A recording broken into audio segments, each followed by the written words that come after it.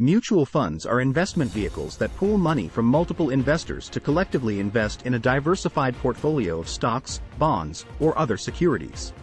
They are managed by professional fund managers or investment teams. Mutual funds provide individual investors with access to a diversified portfolio without requiring them to directly buy and manage individual securities. Here's a detailed breakdown of how mutual funds work. 1. Structure and participants. 1. Investors. Individuals, institutions, and even other mutual funds can invest in mutual funds. 1. Each investor owns units or shares in the fund proportionate to their investment amount. 2. Fund management company. This company creates and manages the mutual fund. 2. It employs professional fund managers and analysts responsible for making investment decisions based on the fund's objectives. 2.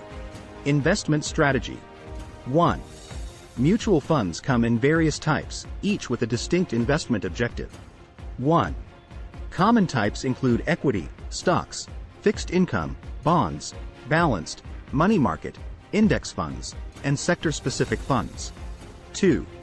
The fund's objective guides its investment strategy. 2.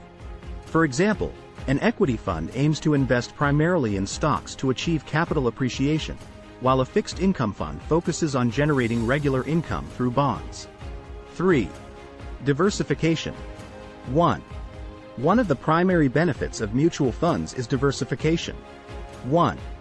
A single mutual fund can hold a variety of assets from different issuers, industries, and sectors. 1. This diversification helps mitigate the risks associated with investing in individual securities. 4. Portfolio management. 1. Fund managers analyze market trends, economic data, company financials, and other relevant information to make investment decisions. 2. They decide which securities to buy, hold, or sell within the fund's portfolio. 2. These decisions align with the fund's investment goals and strategy. 5. Net asset value, NAV. 1. The value of a mutual fund's assets minus its liabilities is known as the net asset value, NAV. 1. It represents the price of one unit share of the mutual fund. 2. NAV is calculated at the end of each trading day based on the closing market prices of the securities held in the fund's portfolio. 6. Buying and selling. 1. Investors can buy mutual fund units shares at the current NAV. 1. When investors invest money in a mutual fund, new units shares are created. 2. Investors can sell their units shares back to the mutual fund at the prevailing NAV. 2. The fund buys back the units and cancels them. 7. Costs and fees. 1. Mutual funds charge fees for managing the fund, which include management fees, operating expenses, and possibly sales loads, commissions. 2. Expense ratios represent the annual cost of owning the fund as a percentage of its assets under management. 8. Advantages of mutual funds. 1. Diversification. Offers a wide range of securities within a single investment. 2. Professional management. Experienced fund managers make investment decisions. 3. Accessibility. Suitable for both small and large investors. 4. Liquidity. Investors can buy or sell units shares on most business days. 5. Flexibility. Various fund types cater to different investment goals. 9. Disadvantages of mutual funds. 1. Fees. Some mutual funds have high fees that can eat into returns. 2. Market risks.